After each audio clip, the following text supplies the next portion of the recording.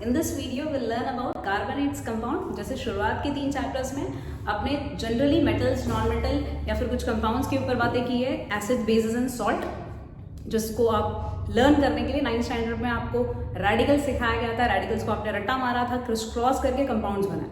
फिर आपको समझ में आया कि उसको कंपाउंड्स को लिखना कैसे होता है। फिर उसके बाद आपने रिएक्शन समझा, रिएक्शंस की बैलेंसिंग समझी, है ना।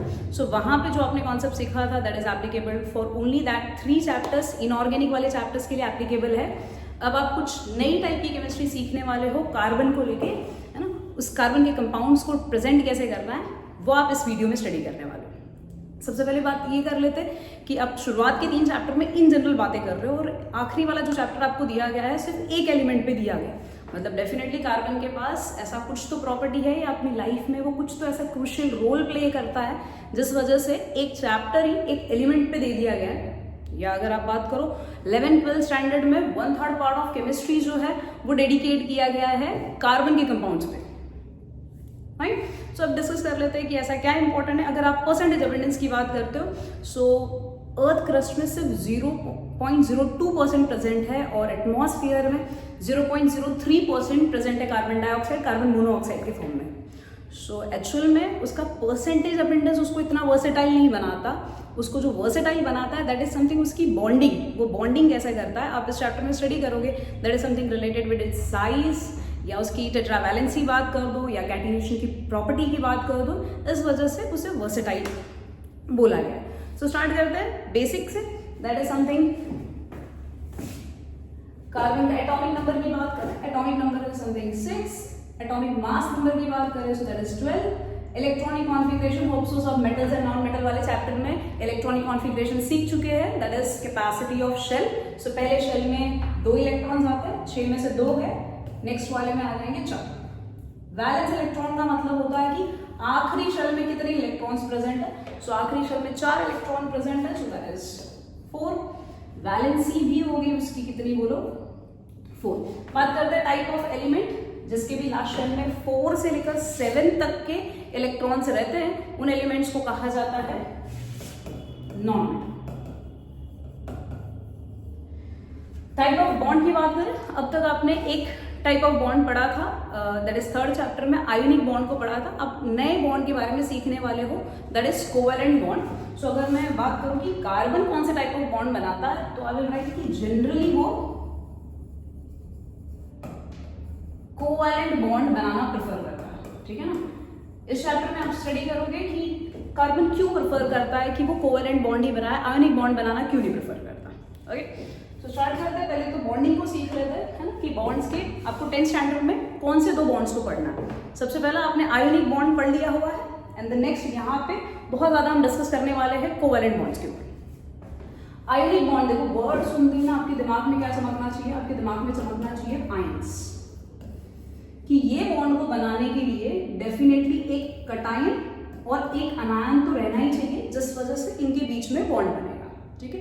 अच्छा, कटायन की बात करें सो ये मेटल ही होता है जिसके पास टेंडेंसी है कि अपने इलेक्ट्रॉन्स को वो डोनेट कर सके।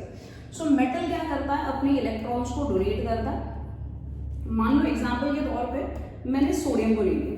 सोडियम का एटॉमिक नंबर होता है 2,8,1, है ना। सोडियम यही चाहता है कि मेरे को ऑक्टेट मिल जाए, मेरे लास्ट शेल में 8 इलेक्ट्रॉन आ जाए, मुझे भी नोबेल गैस वाली इज्जत मिलना शुरू हो जाए। तो इस वजह से वो क्या चाहता है, मेरी 1 इलेक्ट्रॉन चला जाता तो मैं भी हैप्पी हो जाता। सामने कोई नॉन मेटल होगा जिसे 1 इलेक्ट्रॉन चाहिए होगा, जैसे कि 2,8,7 हो गया। क्लोरीन का एग्जांपल ले लिया। सो क्लोरीन की इसी फिराक में कि कोई तो ऐसा एलिमेंट मुझे मिले, 1 इलेक्ट्रॉन दे देता तो मेरा भी ऑक्टेट कंप्लीट हो जाता और मुझे भी नोबेल गैस वाली इज्जत मिल जाती। सो ये इलेक्ट्रॉन क्या करेगा, वो ट्रांसफर कर देगा इसके शेल में। ठीक है। जिस वजह से सोडियम क्या बन गया, पॉजिटिव बन गया और क्लोरीन क्या बन गया, नेगेटिव बन गया। अब ये अपोजिट चार्ज वाले आयन जब एक दूसरे की विसिनिटी में रहेंगे तो इसमें एक फोर्स एग्जिस्ट करेगा। वो फोर्स को हम कहते हैं कि प्लस, सोडियम ये रहा प्लस वाला और क्लोरीन ये रहा माइनस वाला, उसको हम कहते हैं इलेक्ट्रोस्टैटिक फोर्स। इलेक्ट्रोस्टैटिक फोर्स इनके बीच में एग्जिस्ट करेगा जिस वजह से आपको मेटल्स एंड नॉन मेटल्स में आपने ये स्टडी किया होगा कि इसकी मेल्टिंग पॉइंट बहुत ज़्यादा हो जाती है या फिर गुड कंडक्टर ऑफ इलेक्ट्रिसिटी होते हैं। That is because of opposite charges जब होते हैं एक साथ तो उनको सेपरेट करने में बहुत ज्यादा एनर्जी लगती है। सो दिस इज समथिंग आपने आयोनिक में पढ़ा है। आयोनिक सुनते ही आपके दिमाग में चमकना चाहिए कि एक मेटल होगा और एक नॉन मेटल होगा, है ना, एटलीस्ट। उससे ज्यादा भी हो सकते हैं बट एटलीस्ट एक मेटल और एक नॉन मेटल तो हो गई। मेटल इलेक्ट्रॉन्स को डोनेट करेगा, कटायन बनेगा, नॉन मेटल इलेक्ट्रॉन्स को रिसीव करेगा, अनायन बनेगा, अपोजिट चार्जेस की वजह से उनके बीच में फोर्स ऑफ अट्रैक्शन एग्जिस्ट करेगा। आई थिंक आयोनिक क्लियर है ना, मैंने उतना ज्यादा एक्सप्लेन नहीं किया। आपको मेटल्स एंड नॉन मेटल वाले चैप्टर में आप बेटर वे पे इस चीज को स्टडी कर लोगे, उसकी प्रॉपर्टीज एंड ऑल के साथ। स्टार्ट करते हैं इस चैप्टर में। एक्चुअल में अपने को सिर्फ कोवैलेंट बॉन्ड के बारे में ही स्टडी करना है। कोवैलेंट सुनते ही आपके दिमाग में चमकना चाहिए कि यहाँ पे मेटल जो होता है वो एग्जिस्ट नहीं करता, ठीक है ना। यहाँ पे कोवैलेंट सुनते ही आपके दिमाग में शेयरिंग याद आना चाहिए, ठीक है ना। दोनों के दोनों यहाँ पे नॉन मेटल है, नॉन मेटल इलेक्ट्रॉन्स देना प्रेफर नहीं करते। सो इस केस में वो लोग क्या कर लेंगे, इलेक्ट्रॉन्स की शेयरिंग कर लेंगे, ठीक है। सो एग्जाम्पल के तौर पे आप ऐसे समझ लो कि मेरे पास एक हाइड्रोजन एटम है, उसके पास लास्ट शेल में कितने इलेक्ट्रॉन है, एक इलेक्ट्रॉन है ना। जैसे कि आपने स्टडी किया है या फिर बॉन्ड क्यों बनाया जाता है। नोबल गैसेस की अगर बात करें, हीलियम हो गया, नियॉन हो गया, आर्गन हो गया। सो हीलियम के लास्ट शेल में कितना है, 2, और उसे स्टेबल बोला जाता है, ठीक है। उसे स्टेबल इसलिए बोला जाता है क्योंकि फर्स्ट शेल की कैपेसिटी ही होती है 2 इलेक्ट्रॉन्स की, और 2 इलेक्ट्रॉन्स उसके लास्ट शेल में है, इसीलिए वो स्टेबल है। नियॉन और आर्गन की बात करें तो उनके लास्ट शेल में कितने इलेक्ट्रॉन्स होते हैं, 8, है ना। तो इन्हें भी क्या कहा जाता है, स्टेबल बोला जाता है, क्योंकि अगर फर्स्ट शेल को छोड़ के किसी और शेल की अगर बात करें तो उनके पास अगर 8 इलेक्ट्रॉन हो जाता है, so they are considered to be stable, या फिर ऑक्टेट रूल के नाम से आप स्टडी कर रहे हो। सो अभी के लिए आपको सिर्फ इतना समझना है कि अगर एलिमेंट के पास एक शेल है तो 2 इलेक्ट्रॉन्स होने चाहिए, एक से ज्यादा अगर शेल आ जाते हैं तो वो ऑक्टेट को कंप्लीट करना चाहते हैं। सो सेम वे कार्बन भी, या फिर कार्बन के कोई कंपाउंड्स या नॉन मेटल्स की अगर बात करें, वो भी ऐसे ही चाहते हैं कि अपने लास्ट शेल में वो 8 इलेक्ट्रॉन्स को लाए। सो अगर मैं हाइड्रोजन की बात करूं तो हाइड्रोजन के लास्ट शेल में कितने इलेक्ट्रॉन हो गया, 1 electron.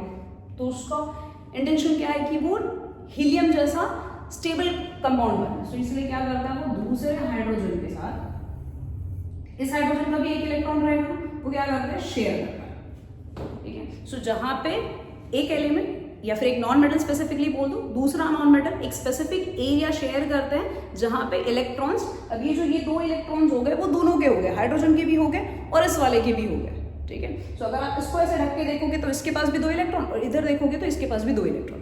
So that is they have form the duplet state अपना कंप्लीट कर लिया। सो समझने में आप क्या समझोगे, covalent bonds are something bonds which are formed by sharing of electrons between 2 non-metals, ठीक है ना। 2 नॉन मेटल्स होंगे, वो अपन में इलेक्ट्रॉन्स को शेयर करेंगे डुप्लेट या ऑक्टेट को कंप्लीट करने के लिए।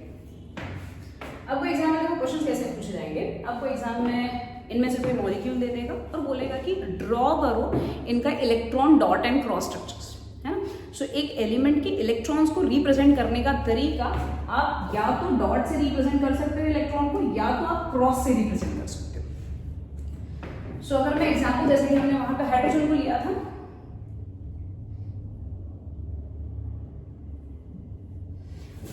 सो आप क्या करोगे, पहली बार आप एक सर्कल बना दो जो हाइड्रोजन के एटम को रिप्रेजेंट करता है, और यहाँ पे एक छोटा वाला सर्कल बनाओ जहां पे आप एलिमेंट को प्लेस करने वाले हो। सेम वे यहाँ पे मैंने दूसरे वाले हाइड्रोजन एटम को लिया, अब इसने 1 इलेक्ट्रॉन दिया और इस वाले एलिमेंट ने भी 1 इलेक्ट्रॉन दिया, ठीक है। आपको एग्जाम में पूछा जाएगा कि कितने सिंगल कोवैलेंट बॉन्ड है, तो यहाँ पे जब एलिमेंट जितने इलेक्ट्रॉन्स को शेयर करेगा उतने सिंगल कोवैलेंट बॉन्ड बनाएगा। जैसे कि यहाँ पे इस हाइड्रोजन ने सिर्फ 1 ही, और इसने भी कितना शेयर किया, सिर्फ 1 शेयर किया। सो that is only one single covalent bond बनेगा। सेम में आप क्लोरीन के एग्जाम्पल को देख सकते हो। अगर मैं क्लोरीन की बात करूं तो क्लोरीन का इलेक्ट्रॉनिक कॉन्फ़िगरेशन होता है 2,8,7, है ना। जब आयोनिक बॉन्ड के केसेस में था तो उसे 1 इलेक्ट्रॉन मिल जा रहा था आसानी से, तो काम खत्म, ऑक्टेट उसको वैसे ही मिल गया। अब यहाँ पे सामने वाला एलिमेंट्स इलेक्ट्रॉन देने को तो राजी नहीं है क्योंकि दूसरा भी नॉन मेटल है, तो वो क्या करेगा, इलेक्ट्रॉन्स को शेयर करेगा।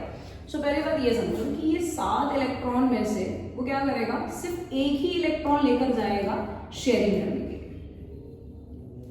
फिर उसके पास कितने इलेक्ट्रॉन्स बच गए, 6 इलेक्ट्रॉन्स बच गए। वो 6 इलेक्ट्रॉन जो रहेंगे उसके अनशेयर्ड इलेक्ट्रॉन्स रहेंगे। सो एग्जाम में आपको कभी क्वेश्चन पूछ सकता है कि कितने अनशेयर्ड इलेक्ट्रॉन्स है, सो आपको पता होना चाहिए। सो क्लोरीन की अगर बात करें, यहाँ मैंने क्लोरीन एटम को प्लेस कर दिया, इसके इलेक्ट्रॉन सपोजिटली अगर मैं क्रॉस से दिखाना चाहूँ तो यहाँ पे समथिंग 6 इलेक्ट्रॉन्स मुझे दिखाना। अच्छा, please draw the electrons in pair only.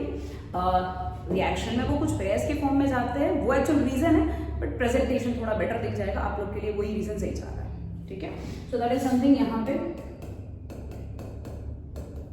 इसके भी 6 हो गए, ठीक है। अब यहाँ पे इस क्लोरीन ने एक इलेक्ट्रॉन इन्वेस्ट किया शेयरिंग के लिए, इसने भी एक इलेक्ट्रॉन इन्वेस्ट किया शेयरिंग के लिए, तो शेयरिंग से इनके बीच में क्या बन गया, बोलो बेटा, बॉन्ड बन गया। सो दैट इज, यहाँ पे भी आप क्या बोलोगे, वन सिंगल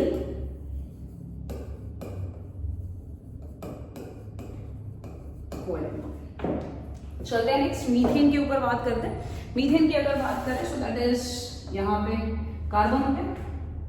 कार्बन के लास्ट शेल में कितने इलेक्ट्रॉन्स होते हैं, 4। वो 4 में से अब एक एक इलेक्ट्रॉन्स को शेयर करेगा। सो लेट अस कंसीडर कि मैंने कार्बन के इलेक्ट्रॉन्स को दिखा दिया डॉट से और हाइड्रोजन के इलेक्ट्रॉन्स को दिखा दे रही हूँ क्रॉस।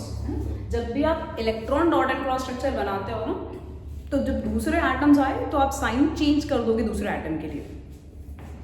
सो कार्बन की बात करो तो कार्बन ने यहाँ पे एक इलेक्ट्रॉन शेयर किया डॉट, ये रहा दूसरा डॉट, तीसरा डॉट, चौथा डॉट। यहाँ पे हाइड्रोजन को रिप्रेजेंट कर देते हैं, ये रहा हाइड्रोजन, हाइड्रोजन, यहाँ पे हाइड्रोजन से रिप्रेजेंट करता हुआ ये cross cross cross.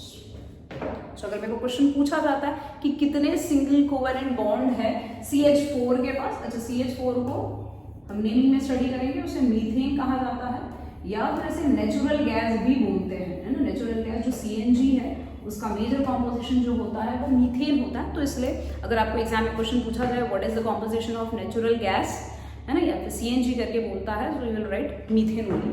So that is 4 single covalent bond है। इसके पास कितने सिंगल बॉन्ड है, 4 सिंगल कोवैलेंट बॉन्ड। ऐसे क्वेश्चन आपको पूछे गए हैं जहाँ पे आपको मॉलिक्यूल कंपाउंड दे दिए जाते हैं और पूछे जाते हैं कि say how many single covalent bonds are present. So यहाँ पे 1 2 3 4 single covalent bond. Next example पे आ जाते हैं, वाटर की अगर बात करें, सो मैंने वाटर का जो स्ट्रक्चर दिखाई देता है वो कुछ ऐसा है कि एक हाइड्रोजन है, ऑक्सीजन है और यहाँ पे हाइड्रोजन। सो सेंटर पे मैंने क्या ले लिया, यहाँ पे ऑक्सीजन ले लिया और यहाँ हाइड्रोजन, यहाँ हाइड्रोजन। ऑक्सीजन का अगर इलेक्ट्रॉनिक कॉन्फ़िगरेशन की बात करूँ, सो दैट इज 2,6, है ना। उसका एटॉमिक नंबर कितना होता है, 8 होता है। सो वो 8 में से पहले 2 शेल में चला गया, बचा हुआ 6। वो 6 में से बताओ उसका क्या इंटेंशन है, ऑक्टेट कंप्लीट करने के लिए क्या चाहता है, कितने इलेक्ट्रॉन्स देना चाहेगा, बट ऑब्वियस 2 इलेक्ट्रॉन्स इन्वेस्ट करना चाहेगा वो शेयरिंग के लिए। तो यहाँ पे 2 इलेक्ट्रॉन्स उसके चले गए शेयरिंग के लिए, बाकी जो बच गए दैट इज 4 इलेक्ट्रॉन्स बच गए अनशेयर्ड। सो अनशेयर्ड वाले जो इलेक्ट्रॉन्स रहेंगे वो इसके इस वाले एरिया में रहेंगे, और जो शेयर्ड वाले रहेंगे वो इसके कॉमन एरियाज में, जो ओवरलैपिंग एरिया है हाइड्रोजन के साथ, उसमें प्रेजेंट रहेंगे। सो लेट अस शो कि ऑक्सीजन के इलेक्ट्रॉन्स को डॉट से दिखा देते हैं और हाइड्रोजन के इलेक्ट्रॉन्स को क्रॉस से दिखा देते हैं। सो समथिंग ऑक्सीजन का 1 2 3 4, this is something unshared one, और फिर उसने इन्वेस्ट किया हुआ यहाँ पे, वेल हाइड्रोजन के इलेक्ट्रॉन क्रॉस, हाइड्रोजन के इलेक्ट्रॉन क्रॉस। सो यहाँ पे कितने सिंगल बॉन्ड बने, दिस इज 1, दिस इज 2, तो यहाँ पे 2 सिंगल कोवैलेंट बॉन्ड बने। This is 2 single covalent bond. I think this is clear. आप इसको समझने के लिए थोड़ा इससे भी समझ सकते हो, that is something ball and stick model से। ये जो बॉल दिखाया जा रहा है वो एटम रिप्रेजेंट करता है, और ये जो स्टिक के फॉर्म में होता है that is bond between them, और यहाँ पे ये जो व्हाइट बॉल दिखाई दे रही है दैट इज हाइड्रोजन। सो आपको ये जो बॉल दिया हुआ है उसमें 4 अटैचमेंट्स के पॉइंट है, so that is 4 single covalent bond बनाएगा। This is 1 single covalent bond जो आप इसके स्ट्रक्चर में देख सकते हो। ये रहा दूसरा सिंगल कोवैलेंट बॉन्ड, तीसरा, और ये रहा चौथा। सो this is the structure of methane, है ना। 4 सिंगल कोवैलेंट बॉन्ड आपको दिखाई दे रहे हैं, 1 2 3 और ये रहा चौथा। सो that is the structure of methane, है ना। ये जो स्ट्रक्चर ऑफ मीथेन यहाँ पे आपको दिखाई दे रहा है, दिस इज। आप वाटर के केस में ऐसे समझ सकते हो कि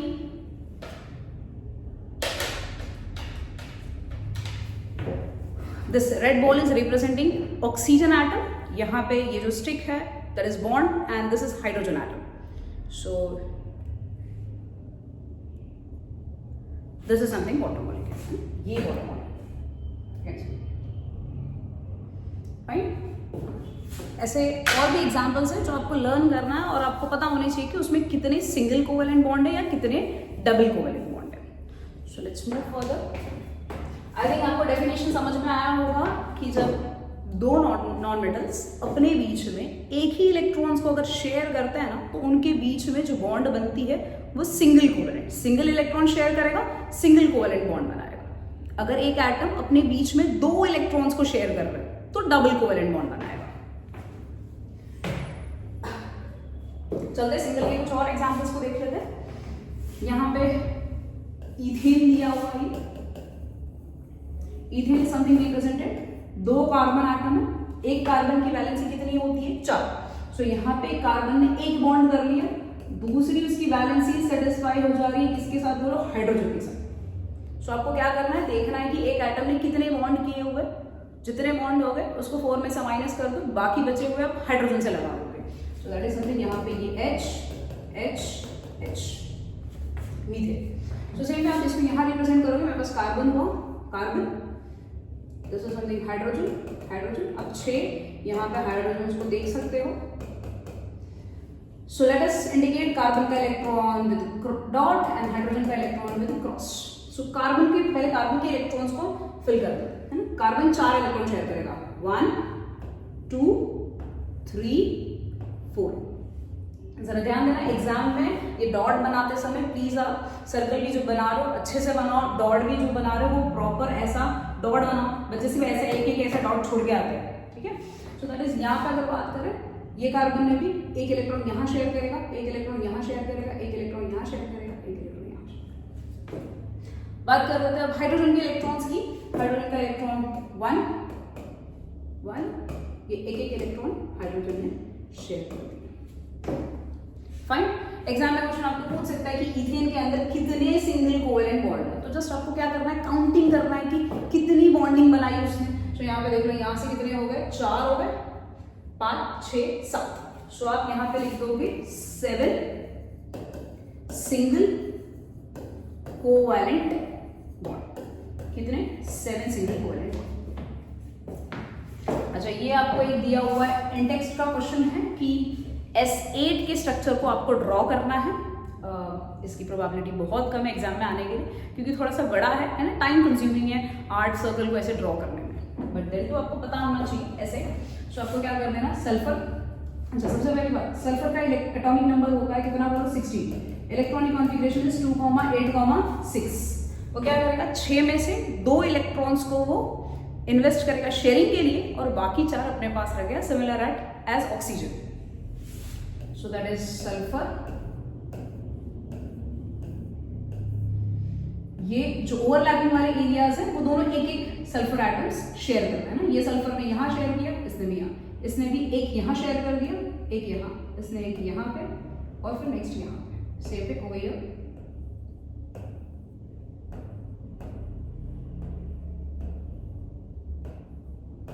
सो ये मैंने सारे शेयरिंग वाले बना लिए, है ना. फिर आपको कौन से वाले बनाने हैं, जो अनशेयर्ड वाले हैं, जो उसके खुद के ऑर्बिटल्स में रहेंगे. सो दैट इज समथिंग, ये मैंने ड्रॉ कर दिया इसके खुद के शेयर वाले. दैट इज 2 पैर सारे सल्फर एटम के पास रहेंगे और 8 सिंगल कोवेलेंट बॉन्ड मिल जाएगा.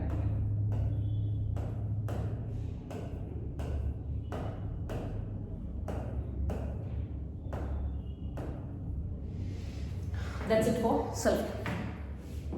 Moving to next, that is double covalent की वो बात करते हैं. डबल कोवेलेंट, ये आपको समझ में आ गया होगा अब तक कि 2 एटम्स अपने बीच में 2 इलेक्ट्रॉन्स को अगर शेयर करते हैं तो उनके बीच में डबल कोवेलेंट बॉन्ड बनेगा.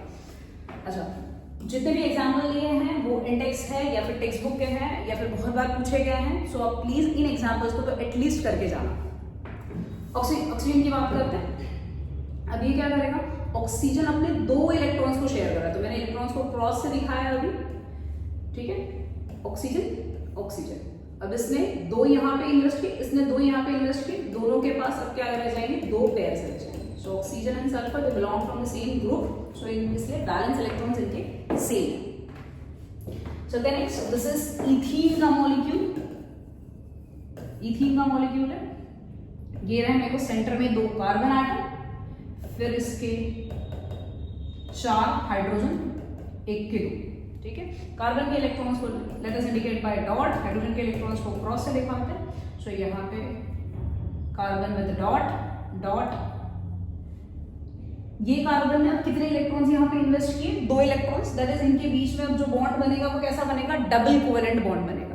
वाइल कार्बन यहाँ पे कितना इन्वेस्ट कर रहा है, सिंगल इलेक्ट्रॉन्स को इन्वेस्ट कर रहा है ना, सो दैट इज उनके बीच में जो बॉन्ड बनेगा that is going to be single bond. यहाँ पे भी जो बॉन्ड बनेगा वो सिंगल बॉन्ड बनेगा, यहाँ पे भी जो बॉन्ड बनेगा सिंगल। सो यहाँ पे क्या आ जाएगा, हाइड्रोजन के इलेक्ट्रॉन क्रॉस, हाइड्रोजन के इलेक्ट्रॉन क्रॉस, हाइड्रोजन का इलेक्ट्रॉन क्रॉस, हाइड्रोजन का electron cross. So question comes कि इथेन के आपको बॉन्डिंग बतानी है, सो विल से कि उसके पास 1 डबल कोवेलेंट बॉन्ड है और कितने हो गए थे, 1 2 3 4, 1 2 3 4, that is you will write 4 single covalent bond.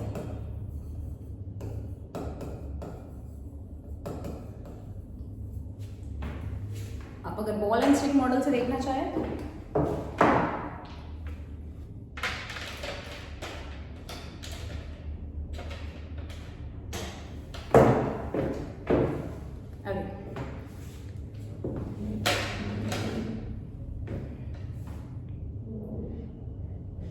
तो समथिंग, यहाँ पे एक एटम ने सबसे पहली बार कार्बन एटम दूसरे कार्बन एटम के साथ 2 इलेक्ट्रॉन्स की शेयरिंग करेगा, ठीक है। सो दैट इज समथिंग, इनके बीच में जो बन जाएगा that is double covalent bond बन जाएगा और बाकी ये रहे हाइड्रोजन के।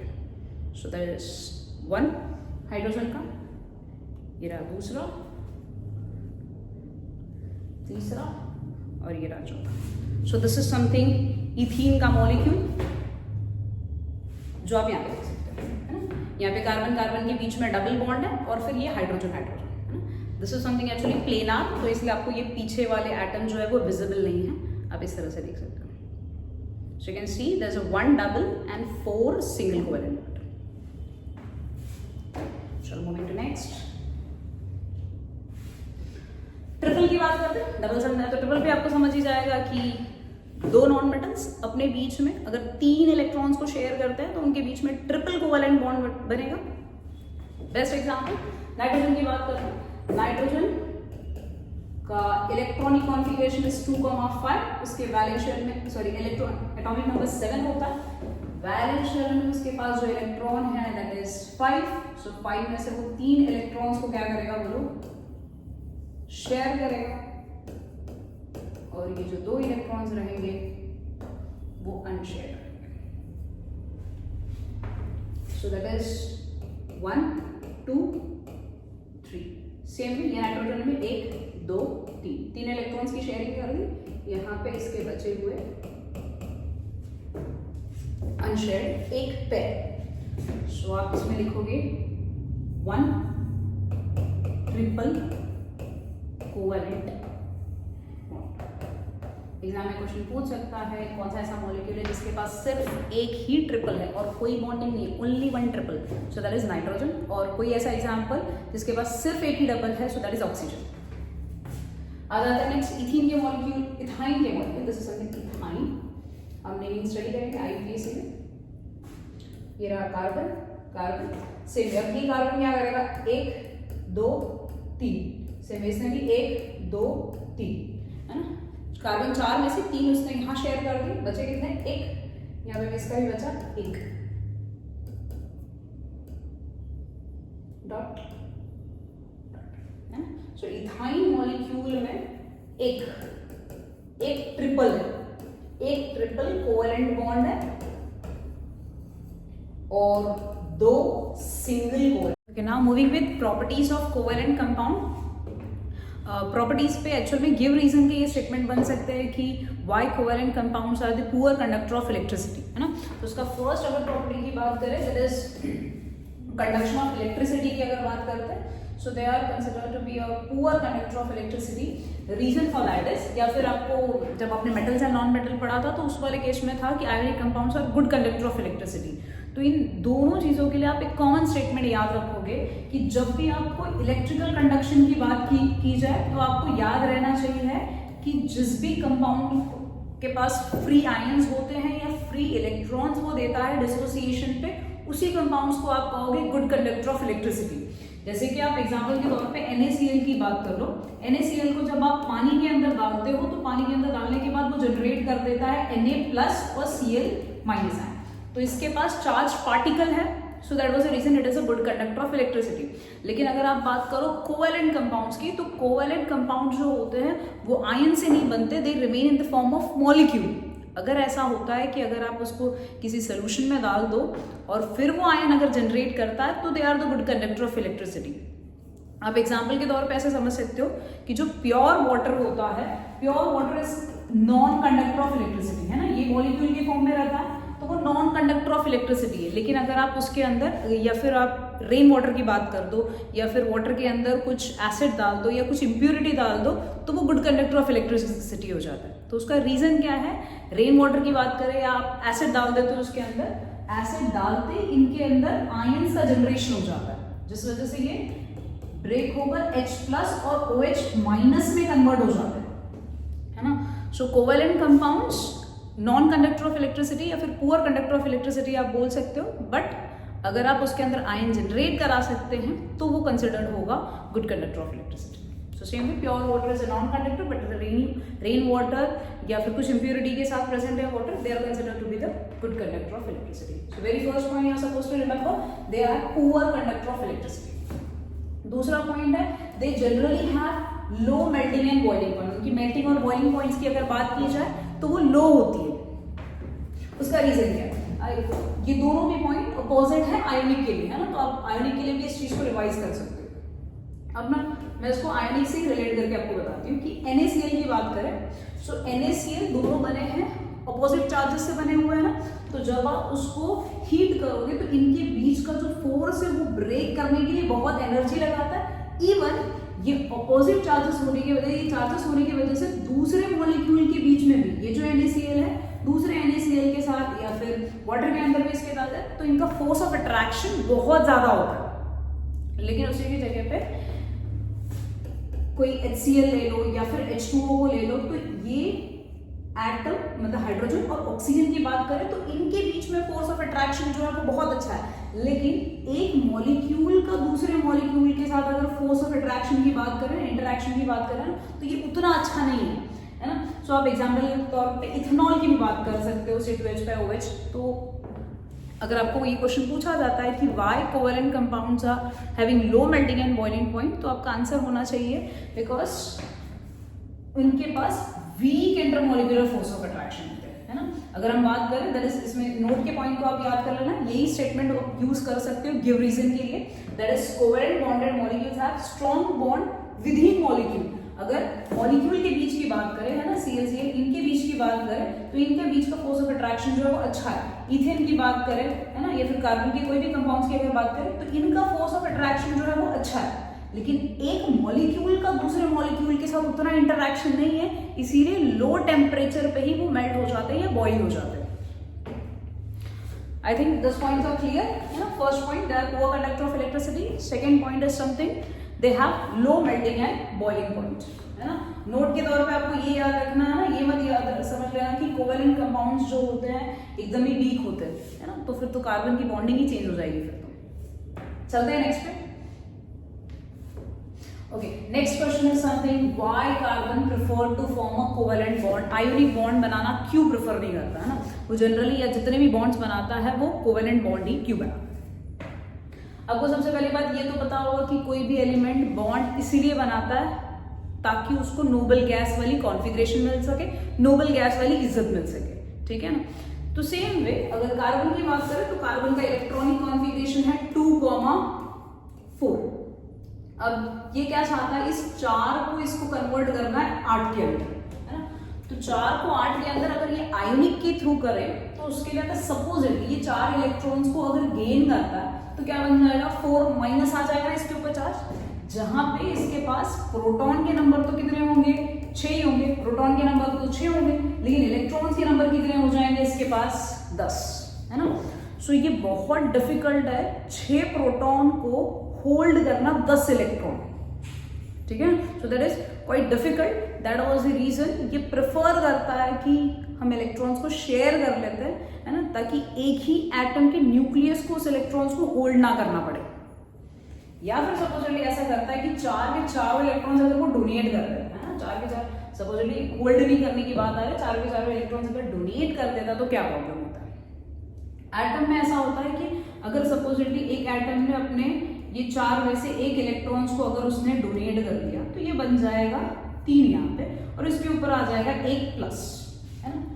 सो आप जरा समझो कि न्यूट्रल एटम जो होता है ना, उसमें से आप इलेक्ट्रॉन निकालते हो ना, तो ठीक है एक कुछ एक्स अमाउंट ऑफ एनर्जी लगेगी, लेकिन अगर आप किसी कटायन में से एक इलेक्ट्रॉन्स को निकाल रहे हो ना, तो उसमें और ज्यादा एनर्जी लगती है। सो दैट इज समथिंग, आपने एक इलेक्ट्रॉन निकाला, ठीक है, कुछ एनर्जी लगी, जब उसके ऊपर प्लस आया तो कुछ और ज्यादा लग जाएगी, जब 2+ आएगा तो थोड़ा और ज्यादा लग जाएगा, 3+, 4+। तो ये बहुत ज्यादा डिफिकल्ट है एक एटम को अपने 4 इलेक्ट्रॉन्स को लूज करना, बहुत ज्यादा अमाउंट ऑफ एनर्जी रिक्वायर्ड रहेगी। दैट वाज द रीजन, ना तो वो लूज करता है ना तो गेन करता है, वो शेयर करता है ना। तो अगर अनायन बनता है तो क्या बनता है, या फिर कटायन बनाता है, that is required large amount of energy to remove 4 electrons leaving behind carbon with 6 proton and 2 electrons, है ना। जब इलेक्ट्रॉन्स और एक एलिमेंट के अंदर इलेक्ट्रॉन्स और प्रोटॉन्स के अगर नंबर बहुत ज्यादा डिफर करते हैं तो एलिमेंट अनस्टेबल हो जाता है। सो इट्स बेटर कि वो शेयर करें। So then property that is catenation. Catenation word सुनते हैं आपके दिमाग में एक नया शब्द चमकना चाहिए, that is self linking property। दिमाग में आपके आना चाहिए self linking property। Self linking that is something, एक एलिमेंट के पास कितनी ज्यादा टेंडेंसी है अपने जैसे ही एलिमेंट के साथ बॉन्ड बनाने की, इस प्रॉपर्टी को कहा जाता है कैटिनेशन। पूरे पीरियोडिक टेबल में जो सबसे अच्छा कैटिनेशन प्रॉपर्टी दिखाता है दैट इज कार्बन। उसके 2 रीजन है, ऐसा क्यों है कि पूरे पीरियोडिक टेबल में सबसे अच्छी कैटिनेशन प्रॉपर्टी जो है वो कार्बन है। एक तो कार्बन की साइज छोटी है, ठीक है ना। अच्छा, साइज छोटी होने से क्या फर्क पड़ता है, जब एक एटम की साइज छोटी होती है ना, तो न्यूक्लियस बहुत अच्छे से उन इलेक्ट्रॉन्स को या जो बॉन्ड करता है वो स्ट्रांगली होल्ड कर पाता है ना। लेकिन अगर एटम की साइज बड़ी हो जाती है तो न्यूक्लियस और वैलेंस शेल के इलेक्ट्रॉन्स के बीच का डिस्टेंस बहुत ज्यादा हो गया। सो न्यूक्लियस के लिए बहुत ज्यादा डिफिकल्ट होता है कि इन इलेक्ट्रॉन्स को होल्ड करके रखे। सो पहला पॉइंट क्या है, एटम की साइज छोटी है इसीलिए न्यूक्लियस बहुत अच्छे से फर्मली उन वैलेंस इलेक्ट्रॉन्स को या बॉन्डेड इलेक्ट्रॉन्स को होल्ड कर पाता है। सो this is the first point. तो आप कहोगे कार्बन ही सबसे छोटा तो नहीं है, सबसे छोटे एलिमेंट की बात करें तो वो तो हाइड्रोजन है, ठीक है ना। सो वो अच्छी कैटिनेशन प्रॉपर्टी दिखाना चाहिए, बट इसकी साइज छोटी होने की वजह से हाइड्रोजन के पास तो वैलेंसी तो एक ही है ना, बॉन्ड तो वो सिर्फ एक ही बनाएगा। लेकिन कार्बन के पास एक और प्लस पॉइंट क्या है, उसकी साइज छोटी भी है, एज वेल वो 4 बॉन्ड बना सकता है, ठीक है। तो इसीलिए कार्बन अपने जैसे ही कार्बन के साथ बहुत ज्यादा लिंक कर सकता है 4 के साथ, है ना। एक ने 4 के साथ बॉन्ड बनाया, फिर नेक्स्ट जो आएगा वो और 3 के साथ और 4, है ना, ऐसे 4 बनते जाएंगे। लॉन्ग चेन बना सकता है, रिंग बना सकता है, उसी को हम क्या कहते हैं, वो catenation. So catenation is something, carbon has a unique ability to form bond with other atom of carbon, giving rise to large molecule, बड़े ऐसे molecules बनाता है। इस प्रॉपर्टी को कहा जाता है catenation. Please stick to the definition, ये टेक्स्ट बुक का डेफिनेशन है। सो सीबीएसई प्रेफर करता है कि आप एनसीईआरटी के ही स्टेटमेंट्स को दें। So this something point you are supposed to remember कि पूरे पीरियोडिक टेबल में जो सबसे अच्छी कैटिनेशन प्रॉपर्टी दिखाता है दैट इज कार्बन। सिलिकॉन की बात करें, so silicon is the second highest element, है ना, in the property of the catenation दिखाई। I think this is clear. Moving to next, ये हमने कुछ ऑलरेडी हमने डिस्कस कर दिया है कि क्यों कार्बन इतने सारे लार्ज कंपाउंड्स बनाता है। आप इन रीजंस को याद रखें ना, tetravalency is one of the reason कि 4 बॉन्ड बना सकता है, उसकी साइज छोटी है और हाई कैटिनेशन प्रॉपर्टी है ना।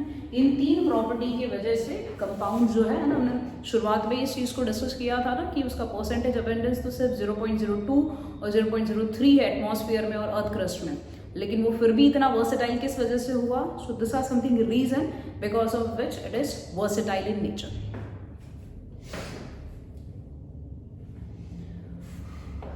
एलोट्रोप ये कुछ ऐसा प्रॉपर्टी पॉइंट है, कुछ उतना इंपॉर्टेंट नहीं, बट ये डू यू नो में आपको दिया हुआ है, तो थोड़ी जानकारी आपको होनी चाहिए इसके बेसिस पे।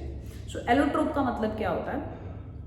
एक एलिमेंट है, उस एलिमेंट के डिफरेंट फॉर्म्स रहेंगे, इंटरनली सेम होगा केमिकल कॉम्पोजिशन, बट एक्सटर्नली उनकी फिजिकल अपीयरेंस जो होगा वो डिफरेंट होगा, तो वो एक दूसरे के एलोट्रोप्स हुए। So allotropes are something different physical forms होंगे, सेम एलिमेंट होगा that exist in the same state but have the different structure, physical property, but similar chemical property है ना, उनकी केमिकल प्रॉपर्टी सेम होगी। अब एग्जांपल के तौर पे best example diamond and graphite, ये आपने 8th स्टैंडर्ड में भी आपको ये टॉपिक था। Diamond hardest substance known on earth है और ग्रेफाइट जो है ब्रिटल नेचर का है। अच्छा, दूसरे पॉइंट की बात करें, दोनों क्रिस्टलाइन नेचर के हैं, बट अगर फिजिकल अपीयरेंस की बात करें या फिर इलेक्ट्रिकल कंडक्शन की बात करें, so diamond is non conductor of electricity, while the fullerenes graphite की अगर बात करें, so it is a good conductor of electricity.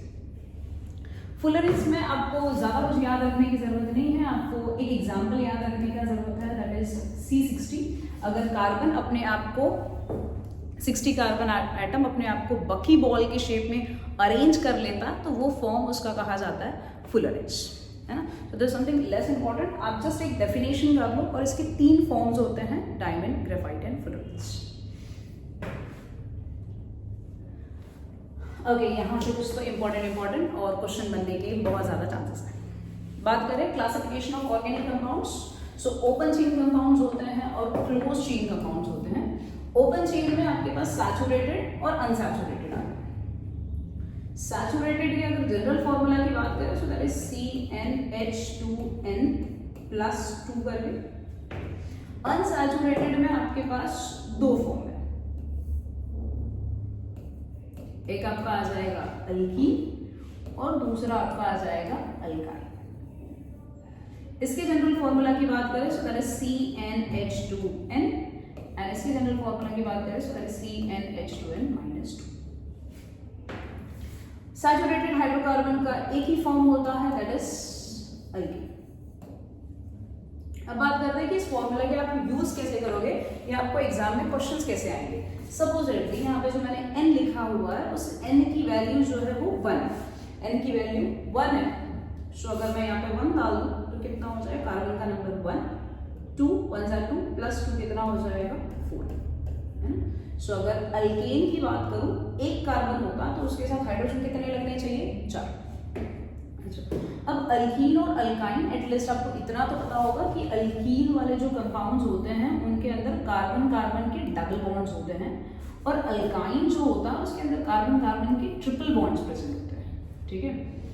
सो अगर इसमें कार्बन कार्बन के डबल बॉन्ड प्रेजेंट है, सो एटलीस्ट 2 कार्बन तो रिक्वायर्ड है ना अल्कीन का स्ट्रक्चर दिखाने के लिए। और अगर मैं यहाँ पे n की वैल्यू 1 ले लूं तो वो तो अल्कीन को एग्जिस्ट ही नहीं करेगा। So alkene does not exist with 1 carbon atom. Same thing it is with alkyne. At least we need 2 carbon atoms to show alkene and alkyne formula. So अगर supposedly n की value मैं 2 ले लूं तो carbon कितना हो जाएगा बोलो? C2 हो जाएगा। हाइड्रोजन के लिए 2 × 2 4 + 2 कितना हो जाएगा? 6। इस वाली केस की बात करते हैं, दैट इज C2 लिख दिया। हाइड्रोजन का नंबर कितना हो जाएगा बोलो? n का डबल, सो दैट इज 4। इसमें अगर बात करें, so that is C2H2। I think आपको समझ में। एग्जाम में क्वेश्चन पूछने के लिए हो सकता है कि इनके मिक्स्ड फॉर्म दिए जाए, पूछे जाए कि इसमें से कौन सा सैचुरेटेड कंपाउंड है, कौन सा अनसैचुरेटेड कंपाउंड है। चलते हैं नेक्स्ट पे। अगर n की वैल्यू हमने 3 ले ली, सो n की वैल्यू 3 के साथ C3H8 आ जाएगा। अगर n की वैल्यू 4 ले ली तो आ जाएगा C4H10। आप सिंपली देख सकते हो कि यहाँ से नेक्स्ट टू नेक्स्ट में जाने में सिर्फ फर्क कितने का होता है? CH2 का फर्क होता है ना। आपको बार बार फॉर्मूला लगाने की जरूरत नहीं है, just add 1 carbon and 2 hydrogen atom. Same thing with this, अगर मैंने n की वैल्यू 3 ली, so this is C3H6, this is C4H8। इसकी बात करूं तो C3H 2 4 आ जाएगा, यहाँ पे C4H6। सो आप ये फॉर्मूला लगाकर भी कर सकते हैं, या फिर आप सीक्वेंस में लिख रहे हो तो just add CH2 to it. So I think saturated unsaturated आपको समझा है। सबसे पहली बात, आप फॉर्मूलाज को याद रखोगे। सैचुरेटेड इज CnH2n+2, अल्कीन का formula is CnH2n, alkyne is CnH2n-2। चलते हैं एलिसाइक्लिक। आप एलिसाइक्लिक वर्ड ना याद रखो तो भी चल जाएगा, बट हाँ क्या डिफरेंस है एलिसाइक्लिक या एरोमेटिक में। एलिसाइक्लिक का मतलब होता है कि कार्बन जो होगा साइकिल के फॉर्म में रहेगा, बट उसमें डबल बॉन्ड नहीं प्रेजेंट रहेगा, या ट्रिपल बॉन्ड की बात करें तो वो नहीं प्रेजेंट रहेगा। So let's take an example. या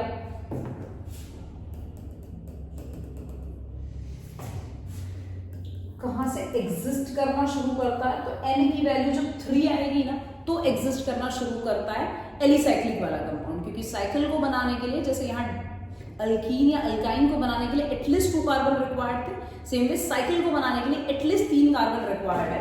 सो दैट इज मेरे पास carbon carbon carbon carbon. So that is something, we have 3 carbon atom. आप वैलेंसी सेटिस्फाई करना चाहोगे तो कार्बन की वैलेंसी कितनी होती है? 4, 1, 2, ये रहा 3 और ये रहा 4। सेम इसकी बात करें 1, 2, 3, 4। इवन ये जो साइक्लिक एलिसाइक्लिक वाले कंपाउंड्स होते हैं वो किसके जनरल फॉर्मूला को रिप्रेजेंट करते हैं? That is they represent the formula of alkyne का जनरल फॉर्मूला। देखो कार्बन का नंबर यहाँ पे कितना हो जाएगा? 3, और हाइड्रोजन का number 2, 2, 2, that is 6।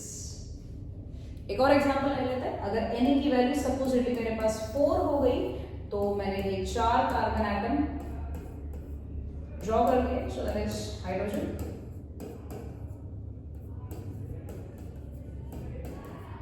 So 4 carbon atom को जस्ट मैंने साइकिल में नेमिंग, जब हम आईओपीसी करेंगे तब इसकी नेमिंग देखेंगे। चलते हैं यहाँ पे नेक्स्ट एरोमेटिक कंपाउंड्स पे चलते हैं। एरोमेटिक कंपाउंड में आपको बस एक एग्जांपल को याद रखने की जरूरत है और कुछ भी नहीं स्टडी करना है इसमें, दैट इज बेंजीन का एग्जांपल को आप इसमें याद रखोगे। बेंजीन का अगर मैं स्ट्रक्चर ड्रॉ करूं, सो this is something,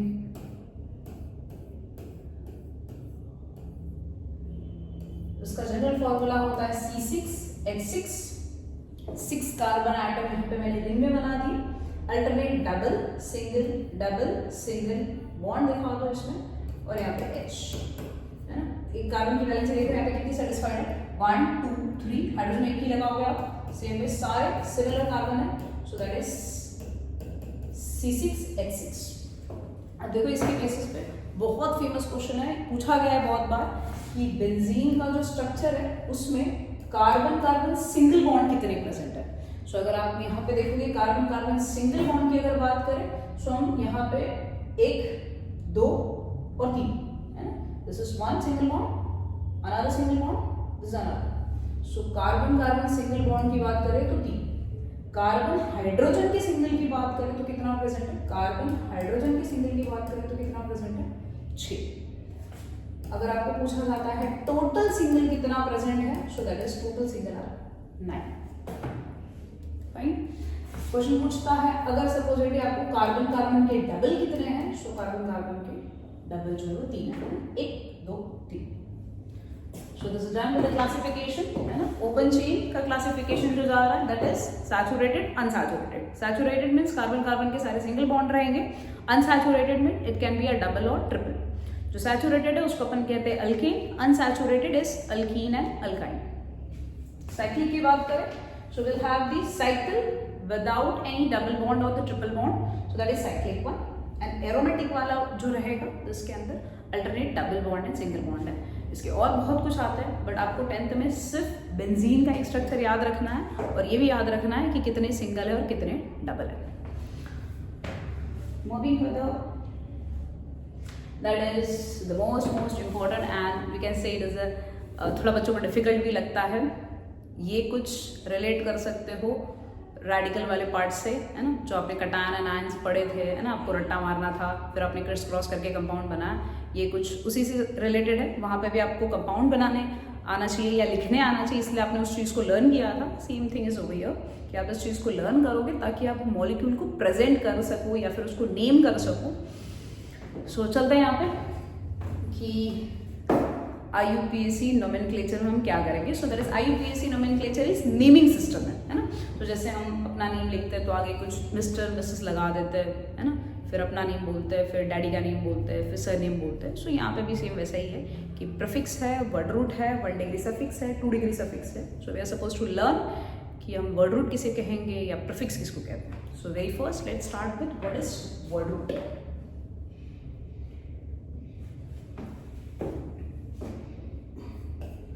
Word root is something number of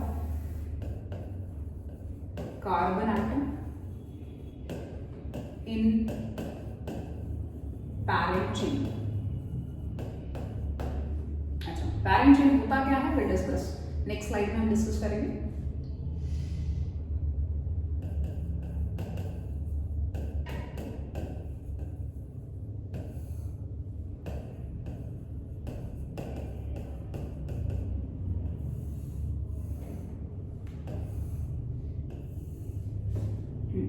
अगर एक कार्बन एटम है तो वर्ड रूट के लिए हम लिखेंगे वहां पे मिथ। 2 कार्बन एटम होता सो विल राइट इथ। 3 कार्बन के लिए हम लिखेंगे प्रो। 4 के लिए लिखेंगे ब्यूट। 5 के लिए लिखेंगे पेंट। 6 के लिए लिखेंगे हेक्स। अच्छा, इससे आगे भी है या फिर आपको पढ़ाया गया होगा इससे आगे, बट आई विल सजेस्ट कि आप इससे आगे मत करो क्योंकि एनसीईआरटी में सिर्फ 6 तक ही दिया है, उतने की ही रिक्वायरमेंट है ना। So word root is something, जब भी आपको क्वेश्चन दिखाई दे सबसे पहला आपका काम होगा कि उस क्वेश्चन के अंदर कार्बन एटम कितने दिए हुए हैं, बट ये भी देखना है कि पैरेंट चेन में कार्बन एटम कितने दिए हुए हैं, ठीक है ना। पैरेंट चेन क्या होता है विल डिस्कस लेटर ऑन। सो एक कार्बन के लिए मिथ, इथ, 2 के लिए इथ, pro, but, pent, hep, hex. चलते हैं 1 डिग्री सफिक्स पे, है ना। आपने कार्बन एटम डिसाइड कर लिया। सेकंड काम आपका होगा कि वो जो कार्बन एटम है उनके बीच की बॉन्डिंग कैसी है। सो 1 डिग्री सफिक्स का मतलब होता है nature of carbon carbon bond, है ना। 1 डिग्री सफिक्स का मतलब होता है nature of carbon carbon bond. Supposedly ऐसा है कि कार्बन कार्बन की बॉन्डिंग जो है ना वो सिंगल है, कार्बन कार्बन के बीच में जो बॉन्ड है सिंगल है। सो आप वहां पे जो सफिक्स लिखोगे that is going to be ए।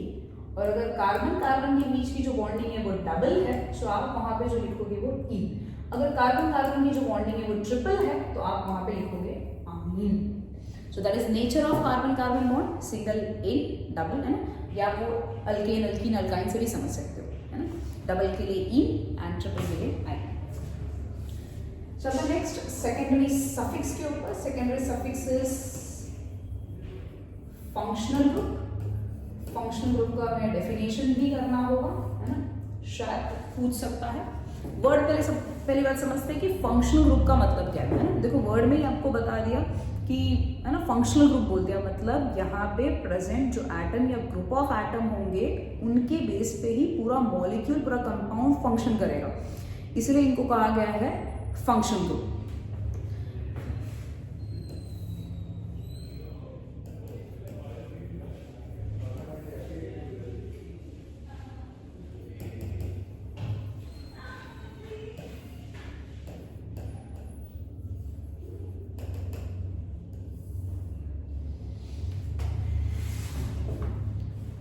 अच्छा देखो, फंक्शन ग्रुप है तो 15-20 इतने फंक्शन ग्रुप होते हैं, बट हमें सिर्फ 4 ही करना है ना। 10th स्टैंडर्ड में हम सिर्फ 4 ही करने वाले हैं। सो फर्स्ट फंक्शन ग्रुप की बात कर रहे थे जिसको कहा जाता है कार्बोक्सिलिक एसिड। उसको प्रेजेंट करने के लिए आप कैसे प्रेजेंट करोगे? सी लिखा, उसको डबल बॉन्ड O रहेगा और O है फिर सिंगल बॉन्ड से H, या फिर इसको लिखने के लिए हम कुछ ऐसे भी लिख सकते हैं COOH, है ना।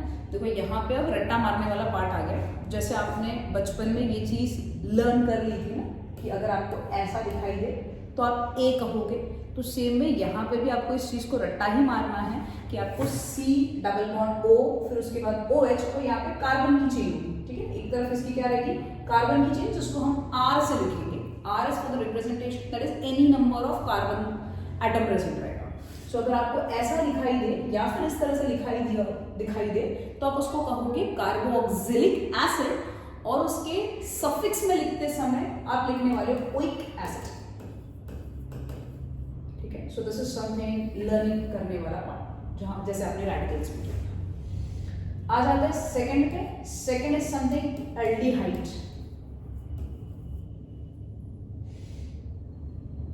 एल्डिहाइड और कार्बोक्सिलिक में सिर्फ इतना फर्क है कि यहाँ पे जो कार्बोक्सिलिक का एक O है उसको आप हटा दो और H लिख दो। So this is something aldehyde. It can also be represented RCHO करके लिखोगे, RCOH करके नहीं लिखोगे। This is something way of presentation, you are supposed to present in that way only, that is one. Moving to next, that is third is ketone. Ketone लिखने के लिए ketone और aldehyde का ये फर्क है कि एल्डिहाइड में सिर्फ एक साइड ही कार्बन की चेन होगी ना, लॉन्ग चेन ऑफ कार्बन रहेगी या फिर सिंगल कार्बन रहेगा, दैट डिपेंड्स। बट दूसरे साइड सिर्फ एक सिंगल हाइड्रोजन रहेगा। सो कीटोन की अगर आप बात करते हो तो इस वाले केस में दोनों साइड क्या रहेगा, long chain of carbon atom या कार्बन की चेन प्रेजेंट होगी। कीटोन इज रिप्रेजेंटेड, उसका जो सफिक्स आप लिखोगे that is going to be ol. So the next वाले पे that is आखिरी वाला alcohol. Alcohol it is written as ROH करके and this is something all।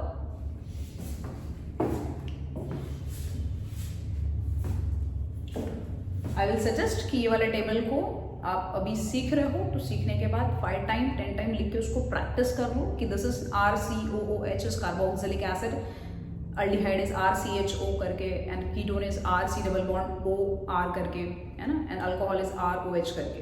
So that will be beneficial for you.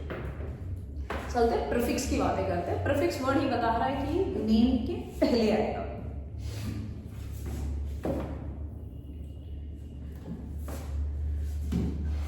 Prefix में आपके पास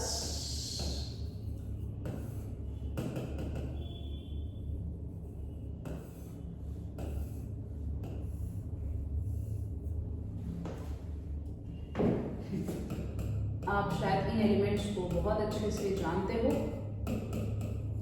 ठीक है, fluorine, chlorine, bromine, iodine. बस IUPAC में जब आप इसका नेम लिखो ना, थोड़ा सा प्यार से इनके नेम को बुला दो। सो दैट इज फ्लोरीन के नेम को आप बुलाओगे प्यार से फ्लूरो, मतलब क्लोरीन के लिए क्या बुला दोगे, क्लोरो, ब्रोमीन के लिए ब्रोमो, एंड आयोडीन के लिए आयोडो। ठीक है, ये इन हैलोजन के साथ, प्रीफिक्सेस के साथ एक और आपको प्रीफिक्स हो सकता है देखने को मिले कि एक कार्बन होगा जो चेन में नहीं इंक्लूड होगा और उसके साथ 3 हाइड्रोजन होगा, तो उसको प्रीफिक्स के तौर पे write as methyl. I think ये क्लियर है, आपको बहुत अच्छे से तब क्लियर होगा जब आप क्वेश्चंस करेंगे। सो लेट्स सम अप कि हमने क्या किया है। हम नेमिंग सिस्टम स्टडी कर रहे हैं, उस नेमिंग सिस्टम के 4 पार्ट होते हैं। अच्छा, जरूरी नहीं है कि सारे कंपाउंड्स के पास ये चारों पार्ट हो, बट हाँ ये डेफिनेटली होगा कि सारे कंपाउंड्स के पास एटलीस्ट वर्ड रूट और 1 डिग्री सफिक्स तो डेफिनेटली होगा। और या फिर अगर ऐसा होता है कि किसी कंपाउंड के पास वर्ड रूट है, 1 डिग्री सफिक्स है, 2 डिग्री सफिक्स भी है, तो प्रीफिक्स नहीं होगा। अगर प्रीफिक्स है तो 2 डिग्री सफिक्स नहीं होगा। रीजन है कि जब ये दोनों कंपाउंड्स अगर एक साथ आ जाए, दोनों ग्रुप्स अगर एक साथ आ जाए तो रूल को चेंज हो जाता है। तो आपको ऐसे क्वेश्चंस नहीं दिए जाएंगे जिसमें 2 डिग्री सफिक्स भी साथ में हो और प्रीफिक्स भी साथ में हो, या तो प्रीफिक्स या तो 2 डिग्री सफिक्स। ठीक है, तो हमने नेमिंग में पढ़ा है कि प्रीफिक्स के ग्रुप्स ऐसे होते हैं, उनको naming fluoro, chloro, bromo, iodo करके बोलना है। फिर हम डिसाइड करते समय पहले देखेंगे कि कार्बन कितने हैं पैरेंट चेन में, उसके अकॉर्डिंग हम वर्ड रूट लिखेंगे, meth, eth, pro, but, pent, hep, hex करके। 1 degree suffix that is nature of carbon carbon bond, it's a single, double, triple, and then बात करेंगे फंक्शन ग्रुप्स की। चलते हैं रूल को समझ लेते हैं, इन रूल्स को अप्लाई कैसे करना है। सबसे पहले बात कि बोला था ना पैरेंट चेन आपको डिसाइड करने आना चाहिए, तो पैरेंट चेन का मतलब क्या होता है, जो आपको कार्बन दिया रहेगा ना, कंटिन्यूएशन में कितने कार्बन एटम कनेक्टेड है, स्ट्रेट हो या ना हो इससे कोई फर्क नहीं पड़ता, बट कनेक्टिविटी होनी चाहिए कार्बन की। सो आप इस वाले क्वेश्चन में देख सकते हो, मेरे को टोटल में 6 कार्बन दिखाई दे रहे हैं, लेकिन क्या मैं कनेक्टिविटी में सिर्फ 5 ही को ले पाऊंगी? ये छठा कार्बन मुझसे छूट जाने वाला है ना, ये यहाँ पे जाना मुझे। अच्छा, मैक्स टू मैक्स भी कार्बन आने चाहिए, सिलेक्ट द लॉन्गेस्ट चेन है ना, मैक्सिमम कार्बन एटम भी आना चाहिए। अगर मैं ऐसे ले लूँ तो मुझे सिर्फ 4 मिलेगा, तो मैक्स टू मैक्स मेरे को 5 मिल सकते हैं, and this is the way. दूसरे की बात करूं तो देखो, यहां से अगर मैं ये इस तरीके से जाऊंगा तो ये स्ट्रेट तो नहीं हुआ, लेकिन हाँ कंटिन्यूएशन में है। तो टोटल कार्बन एटम यहाँ पे मेरे को कितने मिल गए? देखो 6 कार्बन एटम मिल गए। और इसकी बात करूं तो इसमें टोटल कार्बन मुझे कितने मिले? पैरेंट चेन का, तो ये कंटिन्यूएशन में आप कितने कार्बन इंक्लूड कर रहे हो वो उसे कहा जाता है पैरेंट चेन। सो पैरेंट चेन यहाँ पे 5 का बना, पैरेंट चेन यहाँ पे 6 का बना। मूविंग टू नेक्स्ट, इस बारे में देख लो आप, पैरेंट चेन या तो ये 3 हो सकता है, या तो ये 3 हो सकता है, या तो ये 3 हो सकता है। कौन सा भी 3 हो सकता है, बट कितने आएंगे पैरेंट चेन में? सिर्फ 3 है ना, पैरेंट चेन बनेगा सिर्फ 3 का।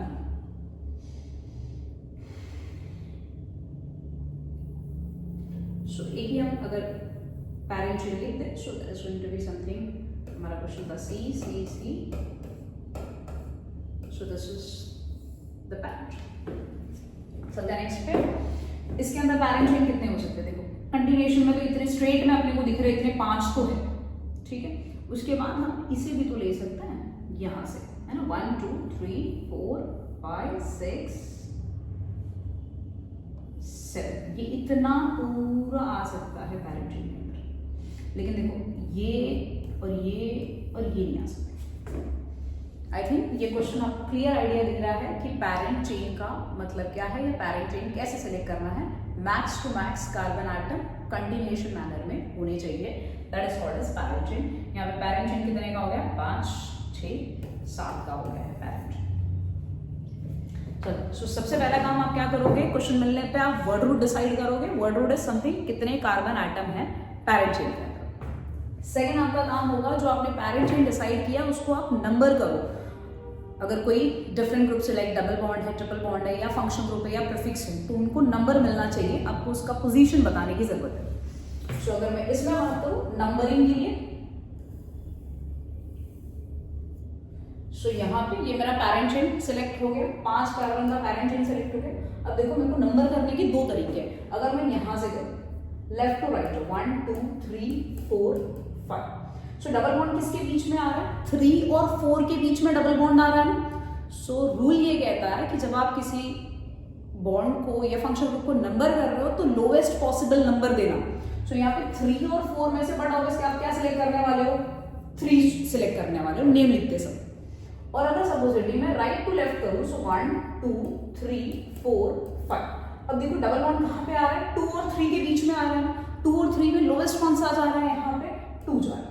सो मैं यहाँ पे क्या सेलेक्ट करने वाली हूँ? 2 सेलेक्ट करने वाली हूँ। सो इन दोनों तरीके में से कौन सा तरीका करेक्ट है? This is the correct one, this is incorrect one. क्यों इनकरेक्ट है? क्योंकि इसमें हाईएस्ट नंबर मिल जा रहा है इसके कंपैरिजन में। सो rule says that numbering should be done in the way so that the double bond functional groups or prefixes should get lowest possible number.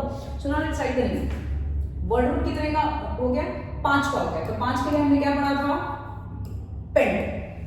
Then उसके बाद डबल बॉन्ड कौन सा पोजीशन पे आ रहा है? 2 और 3 के बीच में, तो मैं क्या सिलेक्ट करूंगी? सिर्फ 2।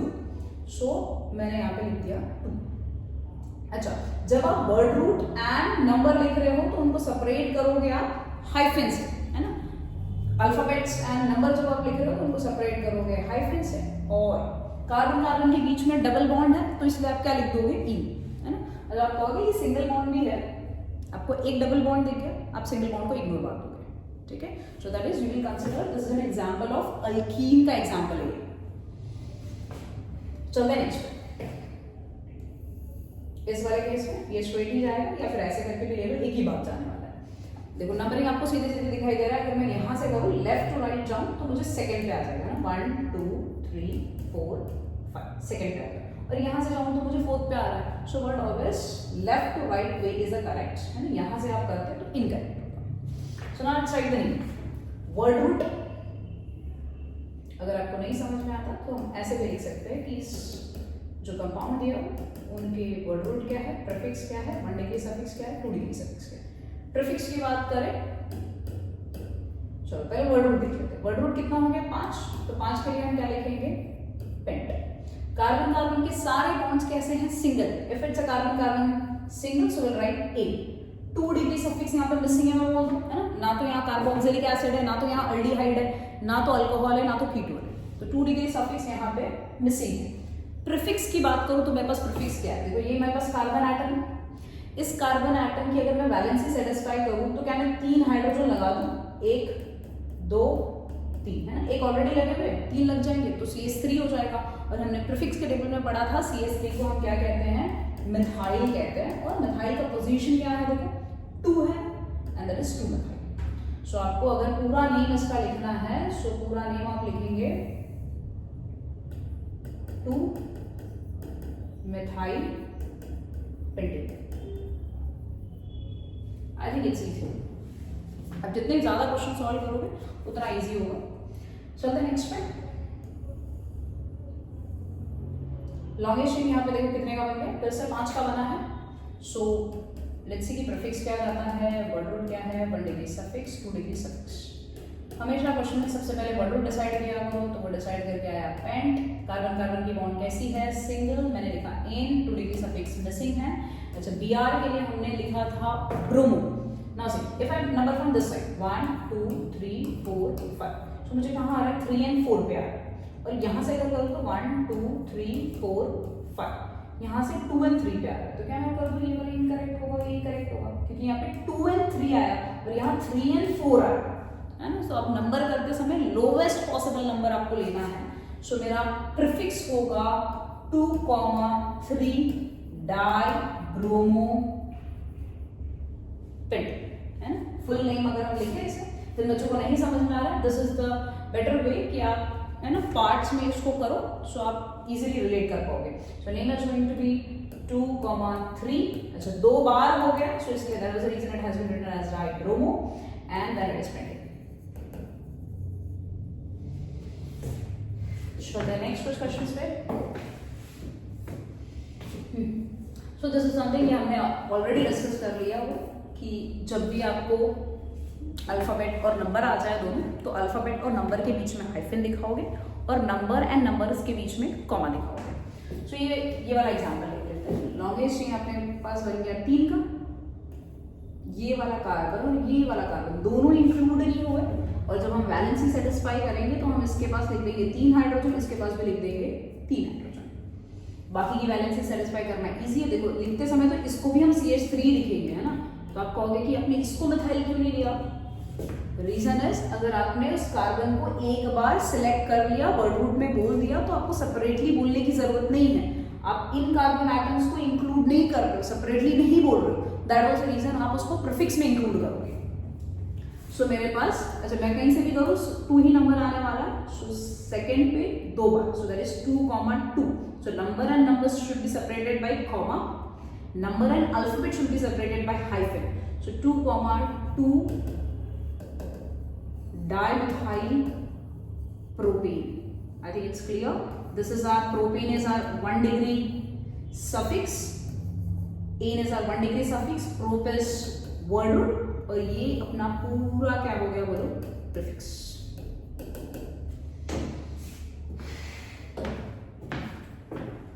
So further this is if the prefixes are repeated, 2 बार कोई चीज रिपीट होती है तो डाई लिखेंगे, 3 बार कोई चीज रिपीट होती है तो ट्राई, 4 बार रिपीट होती है तो टेट्रा।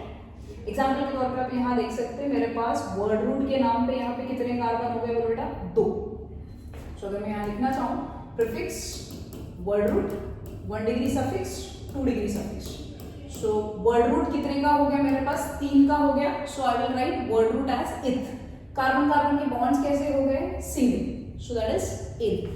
यहाँ पे मेरे पास कोई फंक्शनल ग्रुप नहीं है। चलते हैं यहाँ पे क्लोरीन की बात करते हैं। कितने क्लोरीन देखो आपको दिखाई दे रहे 1 2 3 4। अच्छा आप अब पोजीशन भी बताओगे, ये वाला कार्बन पे ही ये दोनों लगे हैं ना, तो अगर मैं नंबर करते समय इसको 1 करूं और इसको 2 करूं तो क्या मैं लिख दूं यहाँ पे 1,1 है ना। जिस वाले कार्बन पे जितनी बार प्रेजेंट है उतनी बार आप उस नंबर को लिखोगे। जैसे फर्स्ट वाले कार्बन पे 2 बार है ना, तो वो वाले नंबर को आप 2 बार लिखोगे। So that is 1, 1 and then second पे भी 2 बार है, that is 2, 2. क्या है? 4 बार क्लोरो है, that is tetrachloroethane. So let's write the complete name. Name लिखने के लिए हम लिखेंगे 1, 1, 2, 2.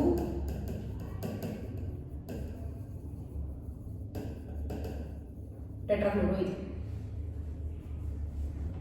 ओके, ये नोट की पॉइंट आप ध्यान रखोगे कि जब आप 1 डिग्री सफिक्स को 2 डिग्री सफिक्स से ऐड करते हो तो 1 डिग्री सफिक्स में हमने क्या देखा हुआ है? एन है, इन है, आइन है, इन सब के ई को आप हटा दोगे. ठीक है. So rule says if you are adding 1 degree suffix and 2 degree suffix, eliminate e of 1 degree suffix. While adding 1 degree suffix to 2 degree suffix, eliminate extra e from. Oh, this is not the whole root. This is 1 degree suffix. चलते आगे next पे. कुछ और questions. Okay, ये questions करके हम stop कर देंगे. Prefix, word root, 1 degree suffix, 2 degree suffix. Word root कितने का बना है? वर्ड रूट कितने का बना? 1, 2, 3, 4, 5. पेंट. 1 डिग्री सफिक्स कार्बन का. अच्छा, आपको यहाँ पे कार्बन ऑक्सीजन के डबल बॉन्ड दिख रहा है, तो कार्बन ऑक्सीजन के डबल बॉन्ड्स को नहीं कंसिडर करना है, आपको कार्बन कार्बन के बॉन्ड्स को कंसिडर करना है. सो दैट इज समथिंग ए. अच्छा, ये वाला आपको अब आइडेंटिफाई करने आना चाहिए कि अगर C डबल बॉन्ड O के बाजू में OH रहा तो आप उसके सेकेंडरी सफिक्स में लिखोगे क्विक एसिड. एंड प्रीफिक्स तो यहाँ कुछ भी नहीं है ना, वी कैन नॉट से एनी क्लोरो या फिर ऐसा कोई भी कार्बन एटम नहीं है जो पैरेंट चेन में इंक्लूड नहीं हुआ है. सो ये आपका कंप्लीट नेम होगा. नेम लिखते समय हम क्या लिखेंगे? Pent en. बोला था ना 1 डिग्री और 2 डिग्री को जब भी आप ऐड करोगे तो 1 डिग्री के ई को एलिमिनेट कर दोगे. So pentanoic acid, something pentanoic acid. चलते नेक्स्ट पे. ये आपको देख के समझ में आ जाना चाहिए कि C डबल बॉन्ड O के दोनों साइड कार्बन, यहाँ पे भी क्या है? Carbon. So you have prefix, word root, 1 degree suffix, 2 degree suffix. Okay, word root कितने हुआ? 4. So will write but. देखो कार्बन कार्बन के बॉन्ड्स फिर से कैसे हैं? Single. And C double bond O ketone वाले फंक्शन ग्रुप के लिए आप क्या लिखते हो? ओन करके. So name will be something butanone.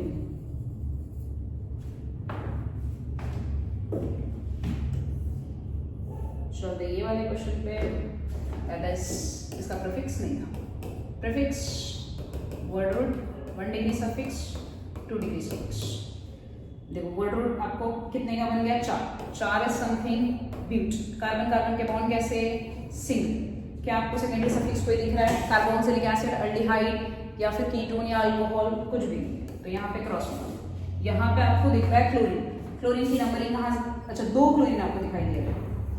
सो अगर अच्छा इसमें तो आप किसी भी साइड से नंबर करो, लाइक 1, 2, 3, 4, 2 and 3 पे आ रहा है ना, क्लोरीन 2 और 3 पे आ रहा है. यहाँ से करो तो 1, 2, 3, 4. फिर से कहाँ पे आ जा रहा है? 2 and 3 पे आ जा रहा है. सो आप नेम के लिए कैसे लिख दोगे? 2, 3. क्या है? 2 बार है क्या? क्लोर. CHLORO क्लोर. चलते हैं आप कंप्लीट नेम इसका कैसे लिख दोगे? Complete name that is 2, 3.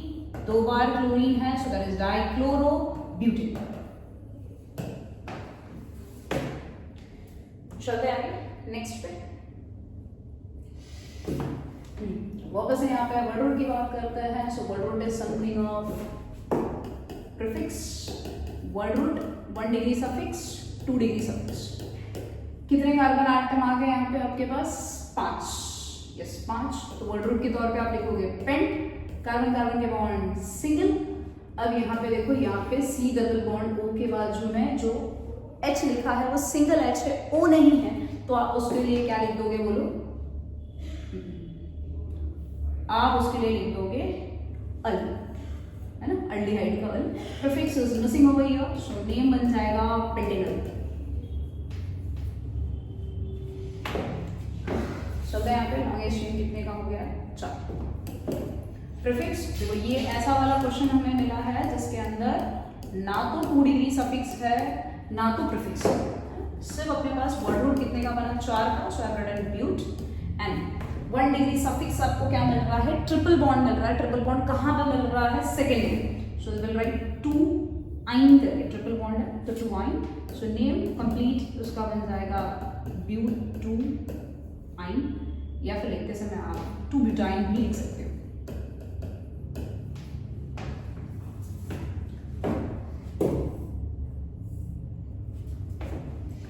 सो चलते हैं नेक्स्ट, एक नया फंक्शन अपने को देखने को मिला है। वर्ड रूट की बात करें, वर्ड रूट अपने पास कितना है 4 मैंने लिखा but, 1 degree suffix is something a, 2 degree suffix अपने पास है ऑल, प्रीफिक्स मिसिंग। यहाँ पे आपको बताना पड़ेगा कि OH कौन से पोजीशन पे है, so that is at second position, name is going to be but in 2 ol. I think हमने किए हैं अच्छे क्वेश्चंस, है ना, आपको समझ में आया रहेगा।